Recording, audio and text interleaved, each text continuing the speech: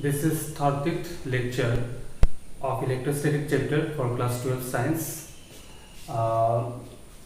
Previous class में electrostatics potential energy बताया था, उसका एक न्यूमेरिकल भी कराया था, एक होमवर्क दिया था. सो कोई आंसर भेजा है, करेक्ट है. सो और एक होमवर्क दे रहा हूँ मैं. This is important homework, important question. ये एक पॉइंट है जिसको हम लोग माना है origin x is equal to 0, जहाँ पे Q1 चार्ज है, Q1 is equal to -1 microcoulomb को ना कूलम में कन्वर्ट करना पड़ेगा, दैट इज 10⁻⁶ इनटू करना पड़ेगा. सो यहाँ पे और एक चार्ज है Q2 that is +1 microcoulomb, x is equal to 1, मतलब यहाँ से लेके यहाँ तक डिस्टेंस कितना है 1 मीटर. फिर क्वेश्चन है a third charge Q3 that is +1 microcoulomb is brought from infinite to x is equal to 2, then find the work done by external agent. मतलब एक Q3 चार्ज इनफाइनाइट से यहाँ पे लेके आ रहे हैं. मान लेते हैं यहाँ पे x is equal to कितना है 2, यहाँ पे Q3 चार्ज हम लोग लेके आए इनफाइनाइट से, that is equal to 1 +1 microcoulomb. So option are given A, B, C, D. So इसको सॉल्व करो. सिंपल कॉन्सेप्ट है, final minus initial is equal to what, work done by external agent. So आराम से solve हो जाएगा, जल्दी भेजो इसको सॉल्व करके. नेक्स्ट एक डेरिवेशन है, बोर्ड एग्जाम में आता है, potential energy of an electric dipole in uniform electric field. मतलब एक यूनिफॉर्म इलेक्ट्रिक फील्ड में एक हम लोग इलेक्ट्रिक डाइपोल रखेंगे तो डाइपोल को घुमाएंगे तो कितना पोटेंशियल एनर्जी स्टोर होगा. सो जैसे फॉर एग्जांपल ये यूनिफॉर्म इलेक्ट्रिक फील्ड है, ये डायरेक्शन में इस डायरेक्शन में जा रहा है. यूनिफॉर्म इलेक्ट्रिक फील्ड का मतलब क्या है, लाइन का बीच में डिस्टेंस सेम होगा, स्ट्रेट होगा, पैरेलल होगा. सो ये है डाइपोल. डाइपोल मतलब एक प्लस क्यू एक minus Q, separated at a distance. तो ये डायरेक्शन में क्या है, आपका फील्ड है, तो पॉजिटिव चार्ज का ऊपर फील्ड का डायरेक्शन में फोर्स लगेगा QE, और नेगेटिव चार्ज का ऑपोजिट डायरेक्शन में क्या होगा, QE फोर्स लगेगा. इसका मतलब डाइपोल ऐसा रोटेट करना चाहेगा क्लॉकवाइज. तो हम लोग अगर एंटी क्लॉकवाइज में इसमें घुमाएंगे with the help of what, external force, external agent, तो उसका ऊपर क्या होगा, पोटेंशियल एनर्जी क्या होगा, स्टोर होगा. तो हम लोग ये एक्स एक्सिस के साथ डाइपोल θ1 एंगल ले लिया और मान लेते θ2 तक रोटेट किया, रोटेशन किया, θ1 से θ2 में रोटेट किया. तो रोटेशन के लिए क्या होता है, आपका टॉर्क होता है. रोटेशनल वर्क डन क्लास 11 में पढ़ा था, torque into D theta. Generally work done मतलब क्या है, फोर्स इनटू डिस्प्लेसमेंट, लेकिन रोटेशन हो रहा है यहाँ पे, हम लोग एंटी क्लॉकवाइज में रोटेट करने की कोशिश कर रहे हैं. सो that is torque into D theta. लेकिन ये इधर जा रहा था, ऑपोजिट में घुमा रहा है, कितना एंगल में घुमा रहा है, इसको डॉट प्रोडक्ट है तो cos 180 है, cos 180 समझ में आ जाएगा, सिंपल है cos 180. सो θ1 तो θ2 लिमिट. सो आपका cos 180 क्या होता है -1, इसलिए माइनस साइन यहाँ पे दे दिया. और टॉर्क का मतलब क्या है, PE sin थीटा. याद करो टॉर्क बताया था, डाइपोल का पर टॉर्क वो एक डेरिवेशन था, PE sin थीटा था. अगर कंफ्यूजन हो रहा था प्रीवियस लेक्चर में, मतलब पुराना लेक्चर में देख सकते हैं इसको. सो क्या होगा, -P कांस्टेंट है, बाहर निकाल लिया क्योंकि यूनिफॉर्म इलेक्ट्रिक के लिए कांस्टेंट है, डाइपोल कांस्टेंट है, डाइपोल का हर एक टर्म कांस्टेंट है, चार्ज भी कांस्टेंट है. तो यहाँ पे हम लोगों को साइन थीटा को इंटीग्रेट करने से क्या होगा, -cos थीटा, θ1 to θ2. सो बाकी upper limit lower limit put कर दिया, ठीक है. सो अभी यहाँ तक तो समझ में आ गया. उसके बाद इसको इंटू करने से प्लस माइनस प्लस प्लस हो जाएगा, यहाँ पे माइनस हो जाएगा, PE cos θ2 cos θ1. हाँ, हम लोग तो पोटेंशियल एनर्जी डिफाइन नहीं होता है, चेंज ऑफ पोटेंशियल एनर्जी होता है. तो डेल्टा U मतलब change of potential energy is equal to potential energy final minus potential energy initial. So that is equal to what, minus of electric force, अगर plus में लिखेंगे तो plus of what, external agent. So कहाँ से कहाँ तक घुमाए, θ1 से θ2, फाइनल θ2 में इनिशियल θ1 था, -PE cos θ2 cos θ1. Okay. So let us take assumption, किसी पार्टिकुलर पॉइंट, जैसे हम लोग इनफाइनाइट से जब ला रहा था, इनफाइनाइट का पोटेंशियल एनर्जी 0 माना था. तो यहाँ पे लेकिन हम लोग θ1 से कहाँ लेके जा रहे हैं, θ2.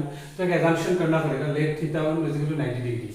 सो u theta 2 minus u theta 90 ना 90 इज इक्वल टू कितना होगा माइनस पी ई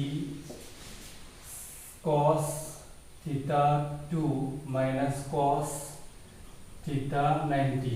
कॉस 90 कितना होता है 0, सो ये हो जाएगा आपका, ये 0 हो जाएगा, that is theta 2 is equal to minus P E cos theta 2। Simply हम लोग लिख सकते हैं U theta is equal to किसी पार्टिकुलर एंगल में कितना होगा पी ई कॉस थीटा। हम लोग ये फॉर्मूला बेसिकली यूज करेंगे। This is one of the important formula. Assumption लेना पड़ेगा क्योंकि हम लोग किसी पार्टिकुलर पॉइंट के लिए निकालना है। So we have three special case. Case 1, theta is equal to 90 degree. So we know that u theta is equal to minus p cos theta. So u 90 is equal to कितना होता है 0, cos 90 0 होता है। Next case 2, theta is equal to 0 degree, मतलब dipole कैसे रखा हुआ, तो u 0 डिग्री क्या हो जाएगा माइनस p, माइनस में है so it's minimum, potential energy minus में होता है it's minimum, so that is called stable equilibrium, very important.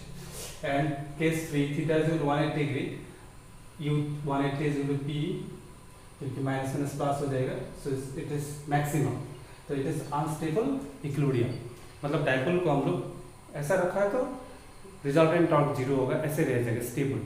अगर हम लोग पूरा घुमा के 180 रखेंगे तो बहुत स्पीड में जाएगा, उसमें इक्विलिब्रियम रहेगा बट थोड़ा सा भी अगर मूवमेंट करा दिया तो बहुत स्पीड में जाएगा। सो दैट इज अनस्टेबल इक्विलिब्रियम। तो ये सब एनालिसिस करो, फीलिंग्स लाओ, नॉलेज का कोई लिमिट नहीं है, ऊपर से फिजिक्स से, और ये जो पार्ट है डायरेक्ट आपका इंजीनियरिंग से रिलेटेड है। So this are the basic, तो इसका कुछ भी डेप्थ हो सकता है। So next topic is capacitor.